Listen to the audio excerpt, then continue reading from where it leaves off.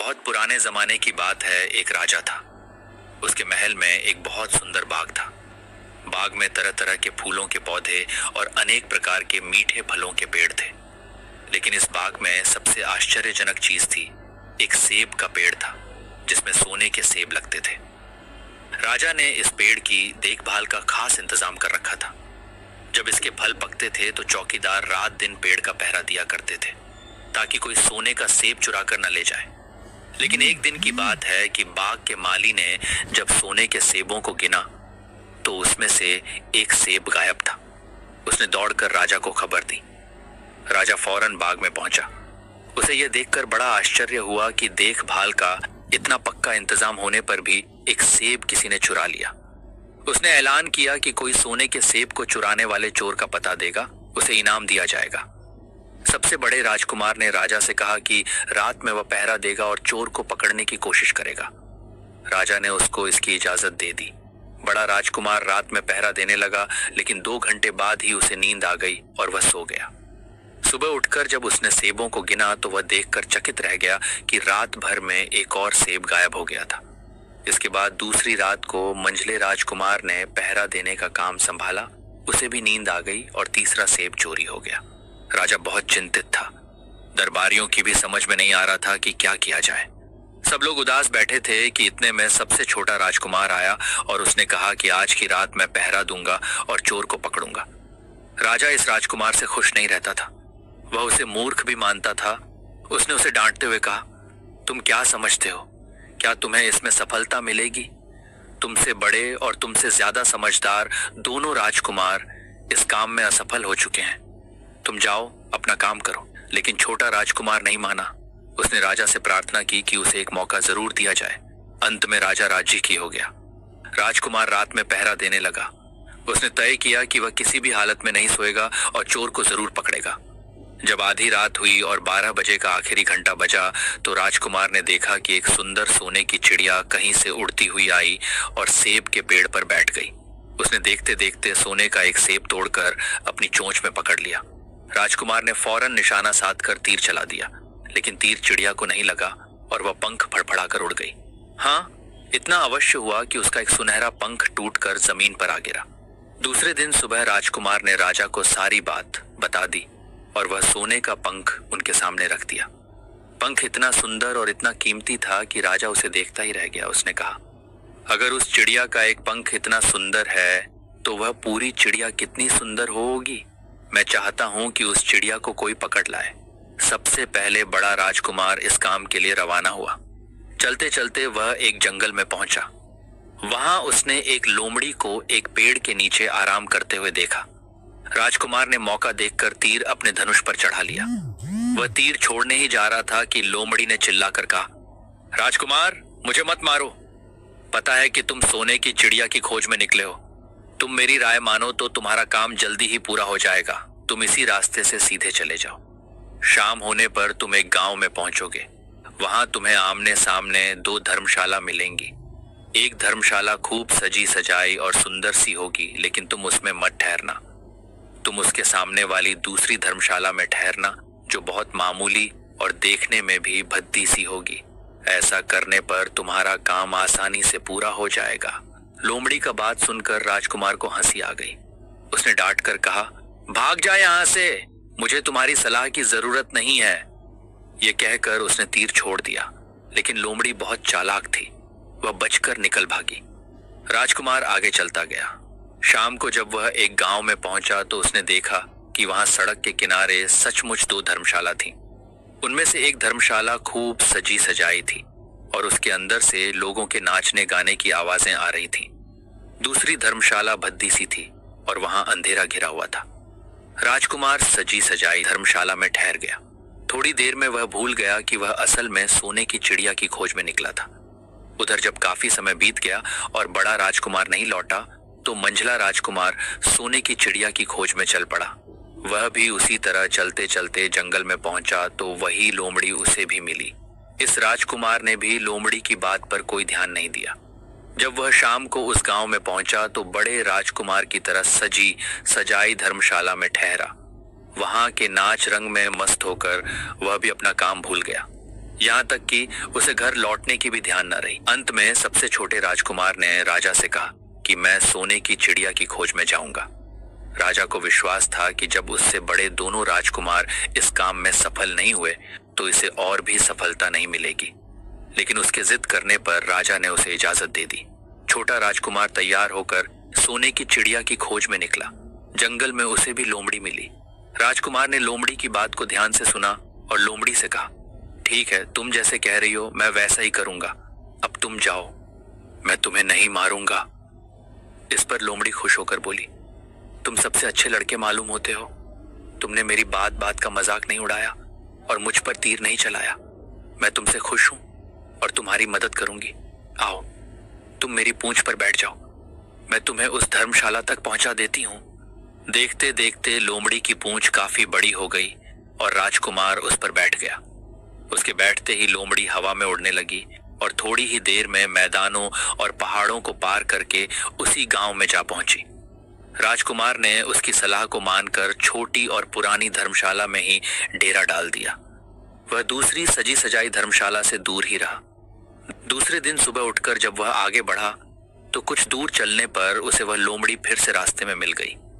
लोमड़ी ने उससे कहा, अब मैं तुम्हें बताती हूं कि आगे तुम्हें क्या करना चाहिए। तुम सीधे चलो। आगे चलने पर तुम्हें एक बहुत बड़ा किला मिलेगा जिस पर सिपाही लोग पहरा दे रहे होंगे। तुम सिपाहियों से डरना मत और सीधे अंदर चले जाना, क्योंकि वे इस समय सो रहे होंगे। तुम बेधड़क होकर किले में घुसते चले जाना और उनके कमरों को पार करते हुए उस जगह पहुंच जाना जहां लकड़ी के एक मामूली से पिंजरे में सोने की चिड़िया बंद है। तुम चिड़िया को पिंजरे सहित उठाकर किले से बाहर ले आना। चिड़िया के पिंजरे के पास ही एक बहुत सुंदर सा सोने का पिंजरा भी रखा होगा। तुम भूलकर भी चिड़िया को उस पिंजरे में मत रखना, मगर तुम उसे लकड़ी के पिंजरे में से निकालकर सोने के पिंजरे में रखने की कोशिश करोगे तो बाद में पछताओगे। यह कहकर लोमड़ी ने राजकुमार को फिर से अपनी पूंछ पर बिठाया और थोड़ी ही देर में उसको किले के पास पहुंचा दिया। राजकुमार ने किले का पास जाकर देखा कि सचमुच उसके पहरेदार सो रहे थे। वह बिना डरे सीधा महल में घुस गया और थोड़ी ही देर बाद वह उस कमरे में जा पहुंचा जहां सोने की चिड़िया एक पिंजरे में बैठी हुई थी। पिंजरे के पास ही सोने के 3 सेब पड़े हुए थे। इन सेबों को देखकर राजकुमार ने फौरन पहचान लिया कि ये सेब उसके पिता के बाग के ही थे। सोने की चिड़िया इतनी सुंदर थी कि राजकुमार उसको देखता ही रह गया। वह उसको उठाकर लाने ही वाला था कि उसकी नजर पास ही पड़े एक सुंदर से पिंजड़े पर पड़ी। वह पिंजड़ा बहुत सुंदर था और उसमें तरह तरह के कीमती पत्थर जड़े हुए थे। सोने की चिड़िया के लिए वही पिंजरा ठीक मालूम पड़ता था। राजकुमार लोमड़ी की बात को भूल गया और उसने सोने की चिड़िया को लकड़ी के पिंजरे से निकालकर सोने के पिंजरे में बंद कर दिया। लेकिन नए पिंजरे में आते ही चिड़िया ने खूब जोर जोर से शोर मचाना शुरू कर दिया। राजकुमार पिंजरे को उठाकर कमरे से बाहर भी नहीं निकल पाया था कि बहुत से सिपाही कमरे में घुस आए और उन्होंने राजकुमार को पकड़ लिया। अब राजकुमार को अपनी भूल का पता चला। उसे याद आया कि लोमड़ी ने उससे क्या कहा था, लेकिन अब क्या हो सकता था। सिपाही उसे खींचते हुए राजा के दरबार में ले गए। राजा के पूछने पर राजकुमार ने सारी बात कह सुनाई। राजा बोला, तुम मेरे महल में चोरी करने के लिए घुसे थे। मैं तुमको माफ नहीं कर सकता। तुम्हें फांसी की सजा दी जाएगी, लेकिन मैं तुम्हें एक मौका देता हूं। अगर तुम मेरे लिए सोने का घोड़ा ला दो तो मैं न सिर्फ तुम्हें छोड़ दूंगा बल्कि सोने की चिड़िया भी तुमको दे दूंगा। राजकुमार को अपनी जान बचाने के लिए राजा की शर्त माननी पड़ी। अब वह सोने के घोड़े की तलाश में निकला। किले के बाहर जाने पर उसने देखा कि लोमड़ी का उसका इंतजार कर रही है। उसने लोमड़ी को सारी बातें बताई। लोमड़ी ने निराश होते हुए कहा, मैं अब तुम्हारी कोई मदद नहीं करूंगी। तुमने मेरे कहने के अनुसार नहीं किया। मैंने जिस तरह से कहा था, अगर तुम उस तरह से काम करते तो इस मुसीबत में नहीं फंसते और सोने की चिड़िया तुम्हें मिल जाती। राजकुमार बोला, इस बार मुझे माफ कर दो, मुझसे गलती हो गई। मेरा काम तुम्हारी सहायता के बिना नहीं चलेगा। मुझे राजा ने सोने का घोड़ा लाने के लिए कहा है, वरना वह मुझे फांसी पर चढ़ा देगा। लोमड़ी ने कहा, खैर, मैं तुम्हें माफ करती हूं। अब तुम ऐसा करो कि मेरी पूंछ पर बैठकर सीधे चले चलो। कुछ दूर जाने पर तुम्हें एक दूसरा किला मिलेगा। उसी किले की घुड़साल में तुम्हें सोने का घोड़ा बंधा हुआ मिलेगा। महल के नौकर चाकर सब सो रहे होंगे। तुम चुपचाप जाना और घोड़े को खोल लेना। लेकिन एक बात याद रखना, वहां घोड़े के पास ही घोड़े पर कसने के लिए 2 जीनें रखी होंगी। उसमें से एक तो पुरानी चमड़े की जीन होगी और दूसरी सोने की जीन होगी।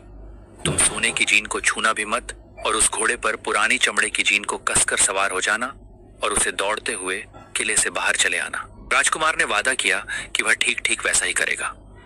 लोमड़ी ने उसको अपनी पूंछ पर बैठाया और कुछ ही देर में वह उसे ले किले के पास जा पहुंची। किले के पास पहुंचते ही लोमड़ी ने उसे नीचे उतारा और फिर वहां से चली गई। राजकुमार सीधा फाटक से किले में घुस गया। अंदर जाकर उसने देखा कि वहां के सभी नौकर चाकर सोए हुए थे। थोड़ी ही देर में वह किले की घुड़साल में जा पहुंचा। वहां एक बहुत सुंदर सुनहरा घोड़ा बंधा हुआ था। राजकुमार ने पास जाकर देखा कि वह घोड़ा सचमुच सोने का था। ऐसा सुंदर घोड़ा उसने सपने में भी नहीं देखा था। उसने आगे बढ़कर घोड़े को खोल लिया। जब वह बाहर निकलने लगा तो उसकी नजर एक कोने में पड़ी हुई सोने की जीन पर गई। ये जीन बहुत सुंदर थी और इसमें हीरे मोती जड़े हुए थे। उसके पास ही एक फटी पुरानी चमड़े की जीन पड़ी हुई थी। इतने सुंदर घोड़े पर पुराने चमड़े की जीन कसना राजकुमार को अच्छा नहीं लगा। उसने सोने की जीन उठा ली और घोड़े पर कसना शुरू किया।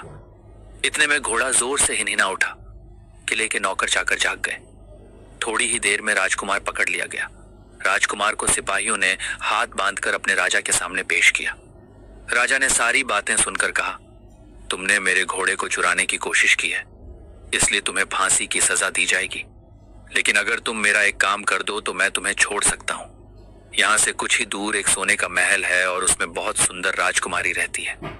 अगर तुम अपनी जान बचाना चाहते हो तो उस राजकुमारी को मेरे पास ले आओ। तुम्हें इनाम में यह सोने का घोड़ा दे दूंगा। बेचारा राजकुमार, वह फिर से एक नई मुसीबत में फंस गया। उसे मजबूर होकर राजा की शर्त माननी पड़ी। अब वह सोने के महल की खोज में निकला। कुछ दूर चलने पर फिर उसे वह लोमड़ी मिली। पता नहीं कैसे लोमड़ी को सारी बातें मालूम हो गई थीं। वह बोली, देखो, तुमने इस बार भी मेरी बात नहीं मानी। मेरी बात मान जाते तो यह नई मुसीबत तुम्हारे गले नहीं पड़ती।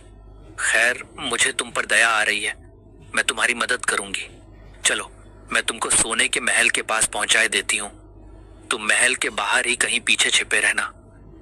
जब उसमें से शाम को राजकुमारी तालाब में नहाने के लिए बाहर आए तो तुम आगे बढ़कर उसका हाथ पकड़ लेना। जैसे ही तुम उसको छुओगे, राजकुमारी तुम्हारे साथ आने के लिए राजी हो जाएगी। लेकिन एक बात याद रखना, तुम उसको वहां से अपने साथ ले आना। उसे वापस महल में मत जाने देना। वह तुमसे कहेगी कि मैं अभी अपने माता पिता से मिलकर आती हूं, लेकिन तुम उसकी बातों में मत आना, वरना फिर मुसीबत में फंस जाओगे। यह कहकर लोमड़ी ने फिर से अपनी पूंछ फैला दी और राजकुमार उस पर बैठ गया। देखते देखते लोमड़ी हवा में उड़ती हुई कुछ देर बाद सोने के महल के पास जा पहुंची। महल के पास पहुंचते ही राजकुमार एक पेड़ के नीचे छिपकर बैठ गया। शाम को जब राजकुमारी नहाने के लिए किले से बाहर आई तो राजकुमार ने हिम्मत करके आगे बढ़कर उसका हाथ पकड़ लिया। उसके छूते ही राजकुमारी उसके साथ चलने के लिए तैयार हो गई। वह बोली, राजकुमार, तुम मुझे जहां भी ले जाना चाहोगे मैं तुम्हारे साथ चलूंगी, लेकिन मुझे थोड़ी देर के लिए अपने माता पिता से मिल आने दो। राजकुमार ने कहा, नहीं, यह नहीं होगा, तुम्हें तुरंत मेरे साथ चलना पड़ेगा। लेकिन राजकुमारी रोने लगी। इतनी सुंदर राजकुमारी को रोते देखकर राजकुमार का मन पिघल गया। अंत में वह राजी हो गया और बोला, जाओ, थोड़ी देर के लिए माता पिता से मिल आओ, लेकिन फिर तुरंत बाहर चली आना। लेकिन राजकुमारी ने जैसे ही किले में पैर रखा, किले के पहरेदार जाग गए और उन्होंने राजकुमार को पकड़ लिया। राजकुमार बहुत पछताया, लेकिन अब क्या हो सकता था। सिपाहियों ने उसे अपने राजा के सामने पेश किया। राजा बहुत निराश था। उसने उसी वक्त हुक्म दिया, इस राजकुमार को फौरन फांसी पर चढ़ा दिया जाए। यह सुनकर राजकुमार रोने गिड़गिड़ाने लगा।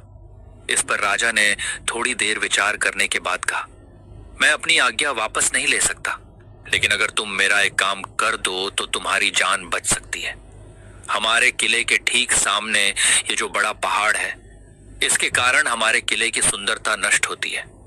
अगर तुम 8 दिन में इस पहाड़ को खोदकर साफ कर दो तो हम तुम्हें क्षमा कर देंगे और राजकुमारी का विवाह तुम्हारे साथ कर देंगे। राजकुमार किले के बाहर आकर पहाड़ को देखने लगा। उसके हाथ में एक छोटी सी कुदाली थी। उसकी समझ में नहीं आ रहा था कि इतना बड़ा पहाड़ 8 दिन में वह कैसे खोद सकेगा। फिर भी उसे अपनी जान तो बचानी ही थी, इसलिए वह पहाड़ खोदने लगा। धीरे धीरे 7 दिन बीत गए। इतने दिन तक लगातार खोदने पर भी पहाड़ का सिर्फ एक कोना ही खोद सका। वह दुखी होकर बैठ गया। उसे अब अपने पर बहुत अधिक क्रोध आ रहा था।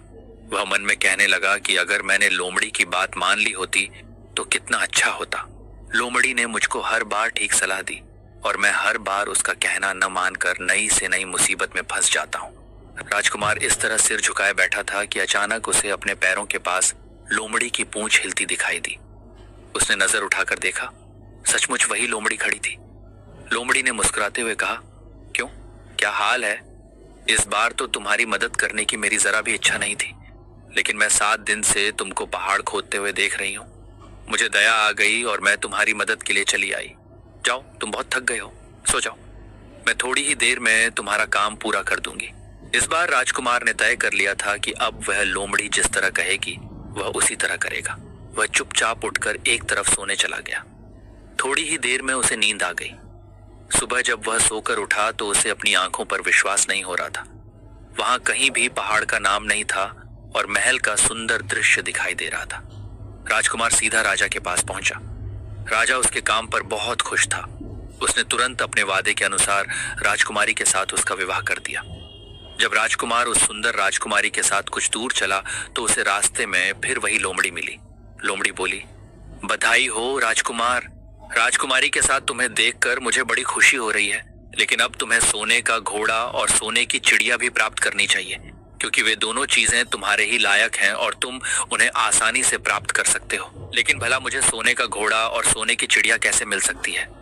मैं तो इस राजकुमारी को भी उस राजा के लिए ले जा रहा हूं। लोमड़ी ने कहा, नहीं, तुम ऐसा काम कभी मत करना। इस राजकुमारी के साथ तुम्हारा विवाह हुआ है और यह अब तुम्हारी ही है।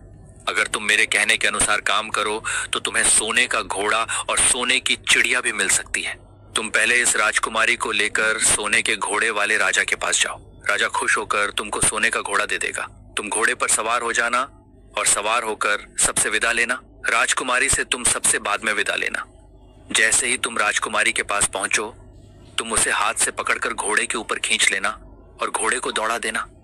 सोने का घोड़ा इतना तेज दौड़ता है कि दुनिया का तेज से तेज घोड़ा भी उसकी बराबरी नहीं कर सकता। जाओ, तुम पहले इतना काम पूरा करो। इसके बाद आगे का काम मैं तुम्हें बाद में बताऊंगी। मैं तुम्हें वहां रास्ते में मिलूंगी। राजकुमार ने ठीक वैसा ही किया जैसा लोमड़ी ने उससे कहा था। जब सोने के घोड़े वाले राजा ने खुश होकर उसे इनाम में सोने का घोड़ा दिया तो राजकुमार उस पर सवार हो गया और उससे विदा लेने लगा। अंत में वह राजकुमारी को उठाकर घोड़ा को तेजी से दौड़ाता हुआ किले से बहुत दूर निकल आया। रास्ते में एक पेड़ के नीचे लोमड़ी उसका इंतजार कर रही थी। उसे देखकर लोमड़ी बोली, शाबाश, अब तुम सोने की चिड़िया भी प्राप्त कर लो। जब तुम सोने की चिड़िया वाले राजा के पास पहुंचोगे तो वह इस घोड़े को देखकर बहुत खुश होगा। तुम उससे कहना कि पहले सोने की चिड़िया का पिंजरा मेरे हाथ में दे दो, तब मैं यह घोड़ा तुमको दूंगा। जब वह पिंजरा तुम्हारे पास लाए तो तुम पिंजरा उसके हाथ से छीन लेना और घोड़े को दौड़ा देना। बस ऐसे चिड़िया तुमको मिल जाएगी और कोई तुम्हें पकड़ भी नहीं सकेगा। इस बार भी राजकुमार ने ठीक वैसा ही किया। वह राजकुमारी के साथ ही घोड़े पर बैठा रहा और जब राजा ने उसके हाथ में सोने की चिड़िया का पिंजरा दिया तो उसने देखते देखते लात मार दी और सोने का घोड़ा हवा से बातें करने लगा। कुछ दूर चलने पर लोमड़ी उसे मिली। राजकुमार ने उससे कहा, तुमने मेरी बड़ी मदद की है। तुम्हारी वजह से मुझे न सिर्फ सोने की चिड़िया मिली बल्कि सोने का घोड़ा और इतनी सुंदर राजकुमारी भी मिल गई। बताओ, मैं तुमको क्या इनाम दूं? मैं तुमको कुछ न कुछ जरूर देना चाहता हूँ। लोमड़ी ने कहा, अगर तुम खुश हो तो मेरा एक काम कर दो। तुम एक तीर चलाकर मुझे मार दो। इस समय तुम यही सबसे बड़ा काम मेरे लिए कर सकते हो। राजकुमार ने कहा, भला ये कैसे हो सकता है?